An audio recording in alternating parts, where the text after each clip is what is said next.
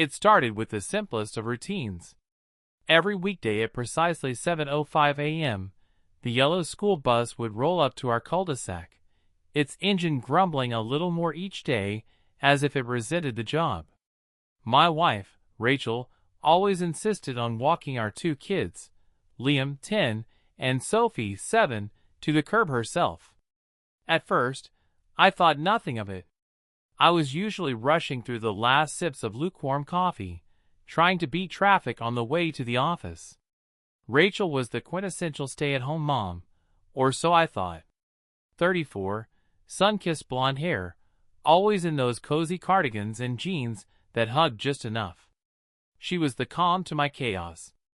And, if I'm honest, part of me envied how easily she slipped into the rhythm of domestic life.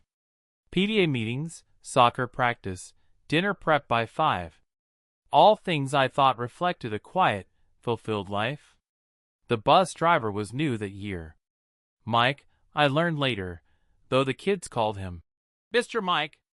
Mid-40s, built like someone who lifted engine blocks for fun, with a neatly trimmed beard and eyes that didn't quite match his weathered smile.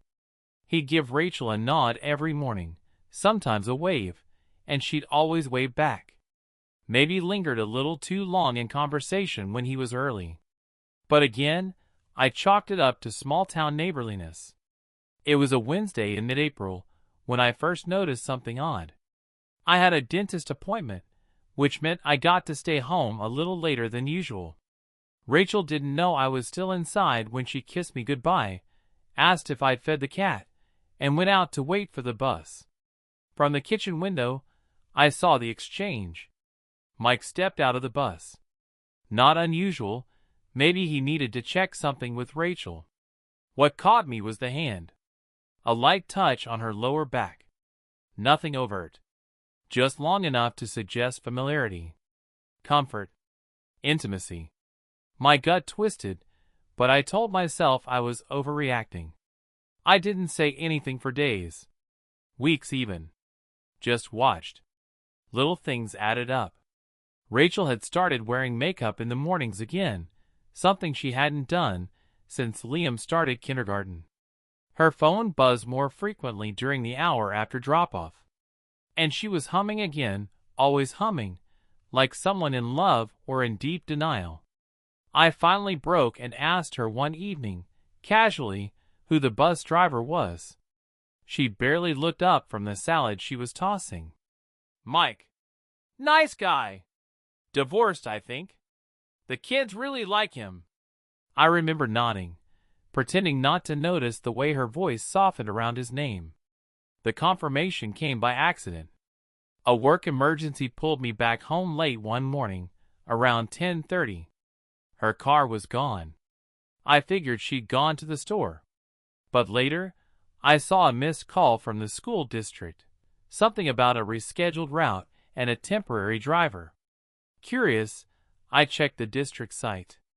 Mike wasn't driving that day. Neither was Rachel home. I told myself I needed proof. I downloaded an old phone tracking app we used once for Liam when he got lost at the fair.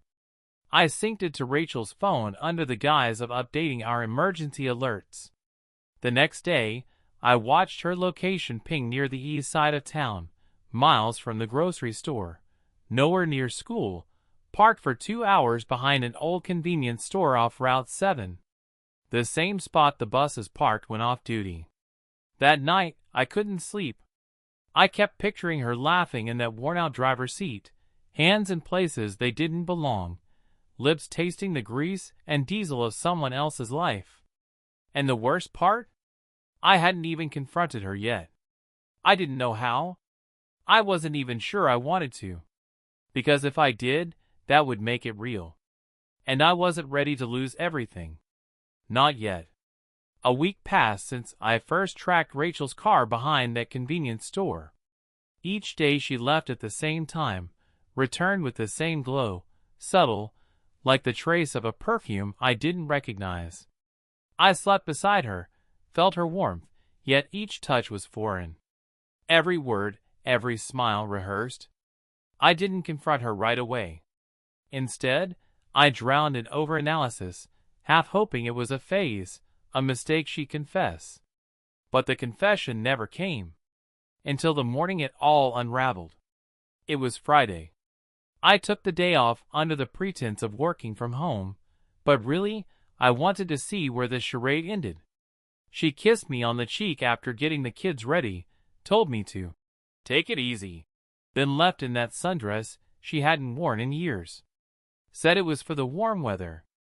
Said she was meeting a friend for brunch. 10 minutes after she left, I followed. Kept my distance as her car weaved through backroads until it reached a dirt pull-off behind the same old store. Mike's bus was already there, parked like a waiting lover. She stepped out and walked directly to him. No hesitation. No glancing over her shoulder. They didn't talk. They kissed. Not the hesitant, testing kind. This was full-bodied. Familiar. The kind of kiss you don't give unless you've given it 100 times before. My chest tightened. I couldn't breathe. The betrayal wasn't just physical, it was effortless. She had carved out a second life between school bells and grocery runs, a romance wrapped in yellow paint and diesel fumes. I went home. I didn't follow her back. I couldn't look at her face and pretend I hadn't seen what I saw. That evening, I told her we needed to talk. I said it calmly, though my hands were shaking. She blinked at me with that puzzled expression she always wore when I interrupted her version of normal. She said, "Okay," as if we were about to discuss taxes or meal planning. "I know about Mike." For a second, nothing. Just the faint twitch in her jaw. Then she sighed, like a balloon losing air. "How long have you known?" she asked, voice flat. "Long enough." She sat down at the edge of the sofa and stared at her hands. "It wasn't supposed to happen. I didn't mean to. It just got away from me." "Is that supposed to make it better?" I asked. "No. But it's the truth." I wanted to yell. I wanted to cry. Instead, I said, "The kids? What about them? What happens when Liam figures out his mom isn't just waving goodbye in the morning?" Tears welled up in her eyes, but they didn't fall. "I never brought him around them. I swear. It was just escape. I didn't feel like myself anymore. I was drowning in this role, wife, mother, housekeeper, and Mike made me feel seen again." I stood there, arms crossed, watching the woman I thought I knew crumble into someone I didn't recognize. "So what now? You want to keep both? A husband at home and a fling on the bus?" She shook her head. "No. I was going to end it. Today. I swear. I just didn't know how." That part, at least, I believed. Because Rachel never was good with endings. She let things linger until they rotted on their own. I didn't sleep in our bed that night. The couch became my sanctuary while I weighed the mess she'd made against the years we'd built. I thought about the kids, the house, the hundreds of little pieces of life that stitched us together. But the fabric was torn now, and no matter how I tried, I couldn't see how to mend it. The next morning, I packed a bag and left. No dramatic exit, no slamming doors. Just a quiet departure. I left a note that said, "I deserve the truth. And you deserve someone who made you feel seen without having to lie for it. But this isn't love anymore." Rachel didn't chase me. I think she knew she'd already lost me long before the first kiss in that school bus aisle.